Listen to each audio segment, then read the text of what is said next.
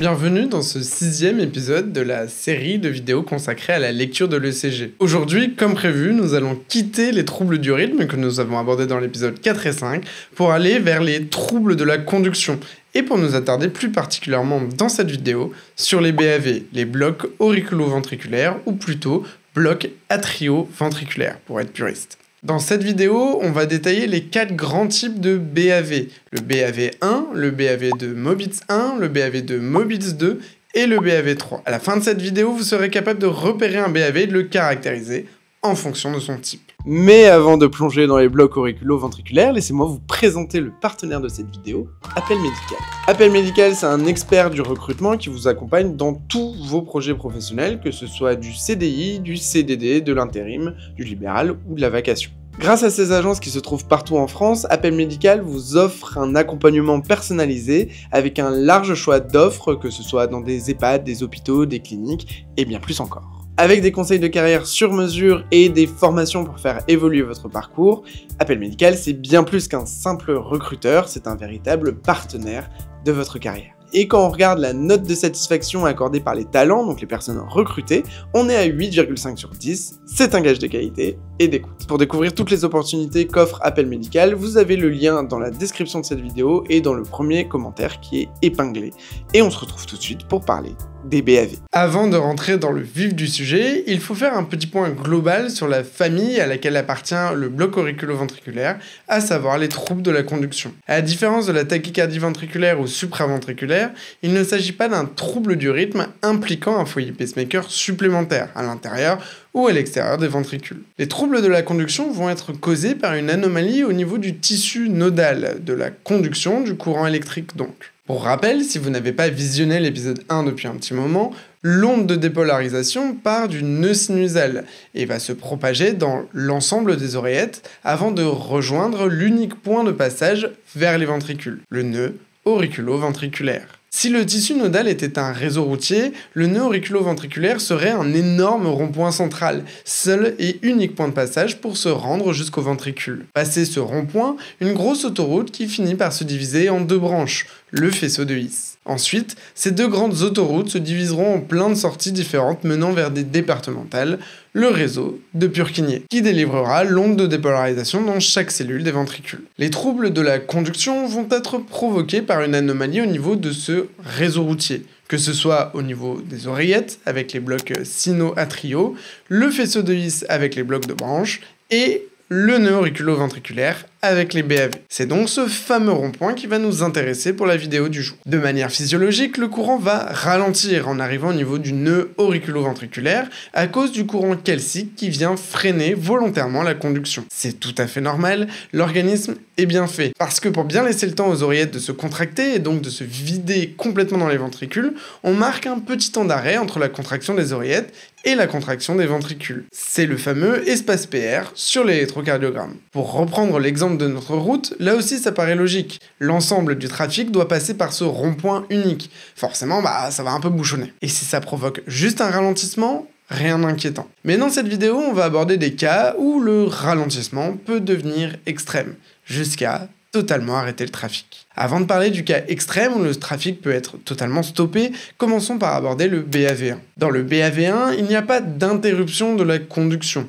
Les ondes P seront toujours suivies par des QRS. Il n'y aura pas d'ondes P bloquées, un phénomène que l'on retrouvera dans les autres types de BAV. Pour reprendre notre exemple, le trafic routier est simplement plus dense, mais les voitures ne seront jamais à l'arrêt. En revanche, la conduction est ralentie. L'espace PR est allongé sur le CG de manière fixe, supérieure ou égale à 0,20 secondes, ou ce qui équivaut à un grand carreau. Les QRS sont fins, le CG est sinusal et régulier. L'onde de dépolarisation est anormalement freinée au sein du nœud auriculo-ventriculaire, mais finit toujours par passer dans le faisceau de His pour conduire à la dépolarisation ventriculaire. Un BAV1 ne se traite pas, il sera noté dans le dossier du patient, car il peut potentiellement se transformer plus tard en BAV2 par exemple. Mais à l'instant T, il ne pose aucun souci au niveau de la conduction. Et puisqu'on a mentionné le BAV2, passons à ce deuxième grade des BAV, qui est divisé en 2 catégories, le Mobitz 1 et le Mobitz 2, ou type 1, type 2. Dans le BAV2 Mobitz 1, on va avoir un allongement progressif de l'espace PR, jusqu'à blocage du nom de P. Voilà ce que ça donne sur l'ECG. L'espace PR s'allonge, et pouf, une onde P n'est pas suivie par un QRS. Le cœur rate un battement, puisque cette onde P isolée ne provoquera pas de contraction ventriculaire, puisque l'onde de dépolarisation n'atteindra pas les ventricules tout simplement. Petit rappel de base, pas de QRS égale pas de contraction ventriculaire. Le trafic ralentit de plus en plus au niveau du rond-point jusqu'à provoquer très transitoirement un arrêt de la circulation. Puis cette dernière reprend, ralentit à nouveau jusqu'à provoquer un nouvel arrêt transitoire. A l'inverse du BAV1, l'espace PR n'est pas fixe et va s'allonger progressivement jusqu'à ce qu'une onde P soit bloquée. Le rythme est donc sinusal, mais irrégulier. Dans le BAV2 Mobitz 2, l'espace PR va rester fixe. Il sera normal ou allongé, ce qui correspond ainsi de base à un BAV1. C'est bon, vous suivez. En revanche, de manière aléatoire, une onde P sera bloquée, c'est-à-dire qu'elle ne sera pas suivie par un complexe QRS. Là aussi, le rythme est sinusal mais irrégulier, à cause du blocage aléatoire de l'onde P, qui ne permettra donc pas la contraction des ventricules. Au niveau de notre image du rond-point, il faut imaginer que, de manière aléatoire, quelqu'un écrase la pédale de frein, provoquant un ralentissement brutal et non prévisible avant que le trafic reprenne normalement. Donc la différence entre le Mobitz 1 et le Mobitz 2 repose sur l'espace PR. Dans le Mobitz 1, l'espace PR va varier et va s'allonger progressivement.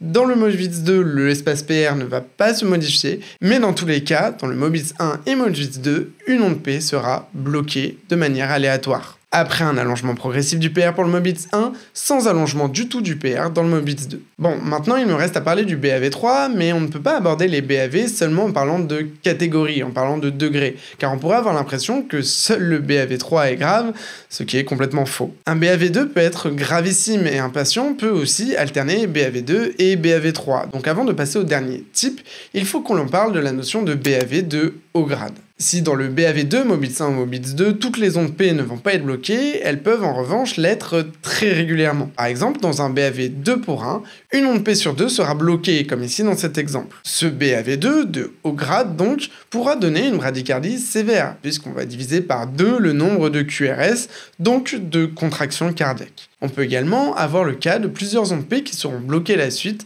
ce qui sera là aussi considéré comme du haut grade. Donc un BAV2 peut être tout aussi sévère qu'un BAV3. Dans le BAV3, pour le coup, la circulation au niveau du rond-point est totalement stoppée. La circulation est à l'arrêt. C'est pour ça que l'on parle aussi de BAV complet. Plus aucune onde de dépolarisation ne passe dans le rond-point. À noter que ce phénomène peut être transitoire. Mais du coup, Jamy, si plus aucune onde ne passe, le patient, il devrait être en arrêt cardiaque, non? Eh bien non, car comme on l'a vu dans l'épisode 1, les foyers ventriculaires vont être capables de s'auto-dépolariser s'ils ne reçoivent pas d'ordre du nœud sinusal ou du nœud auriculo-ventriculaire.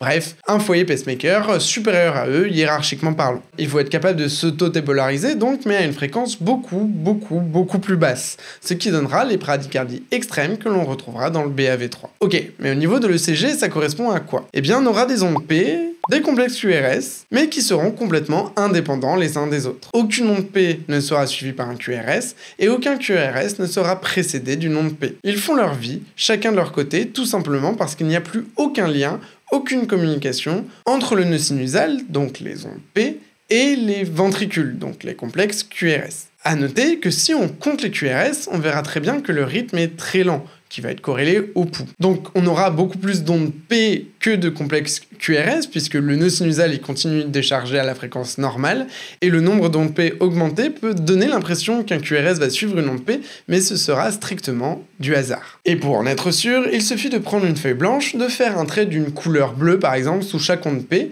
de faire la même chose sous des QRS avec un crayon rouge, et on se rendra bien compte que les deux ondes sont totalement dissociées et ont deux rythmes complètement différents et décalés. On aura également des ondes P qui seront camouflées dans le QRS parce que le voltage de ces derniers est bien plus important.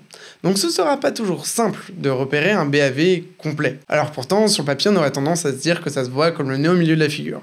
Mais pas du tout. Ok, très bien Jérémy, mais ces fameux troubles de la conduction sont provoqués par quoi ? Exactement. Eh bien, ils peuvent être la conséquence d'un infarctus du myocarde. Si la coronaire qui perfuse le nœud auriculo-ventriculaire se bouche, le tissu nodal peut être touché et ainsi entraîner l'apparition d'un BAV2 ou 3. Certains médicaments, certains troubles hydroélectrolytiques ou même encore des myocardites peuvent également entraîner l'apparition d'un BAV. Mais il y a également tout simplement le vieillissement qui provoque une dégradation progressive du tissu nodal qui peut, au fil du temps, diminuer son travail de conduction. Au niveau du nœud auriculo-ventriculaire, mais également au niveau des foyers atriaux et du faisceau de His, on en reparlera dans une autre vidéo. Les traitements des BAV vont dépendre du type et de la tolérance du patient. Comme on l'a dit, aucun traitement ne sera mis en place pour le BAV1. Pour les autres BAV, en cas de mauvaise tolérance hémodynamique, on pourra mettre en place de l'atropine, de l'isuprel ou des sondes d'entraînement électrosystoliques. À distance, on pourra poser un pacemaker qui viendra littéralement créer une déviation artificielle pour contourner le fameux rond-point obstrué. Voilà, on en a terminé avec le premier épisode qui aborde les troubles de la conduction. Vous remarquerez que je n'ai jamais autant rapproché 2 épisodes sur la lecture de l'électrocardiogramme. Donc je ne sais pas quand sortira le prochain, parce que là en fait les BAV c'est quelque chose que je vais aborder depuis très longtemps, mais je voulais le faire dans l'ordre et je voulais aussi aborder les troubles du rythme. Là vraiment on a abordé une grande partie de l'essentiel de la lecture de l'ECG pour moi, concernant les bases. J'ai envie de faire un épisode sur les autres troubles de la conduction, à savoir les blocs de branche, comment les repérer, le signe du bec de l'oiseau, et savoir aussi, en cas de bloc de branche, comment on repère un ST+, par exemple. J'aimerais faire un épisode dédié aussi sur la reconnaissance du syndrome coronarien aigu, mais je sais pas encore trop quand ça sortira. Là, je peux pas vous garantir que ce sera dans les mois qui suivent. Mais promis, il y aura une suite parce que, encore une fois, je sais que c'est des épisodes que vous attendez, même s'ils sont moins vus plus on avance dans le temps, je sais qu'il y a quand même des gens qui les attendent beaucoup. N'hésitez pas aussi à me dire en commentaire qu'est-ce que vous voudriez que je vous aborde tout simplement sur le CG. Il y a peut-être des choses auxquelles je ne pense pas et que vous pourrez me suggérer, ça me donnerait envie de le faire, donc surtout n'hésitez pas. Et aussi n'hésite pas à t'abonner si c'est pas déjà fait, ça permet de soutenir la chaîne, de mettre un petit j'aime, un commentaire, comme je l'ai déjà dit, et je vous dis à la prochaine, salut! I'm in a big house with people I don't know. There's a reason, but it's not clear at all.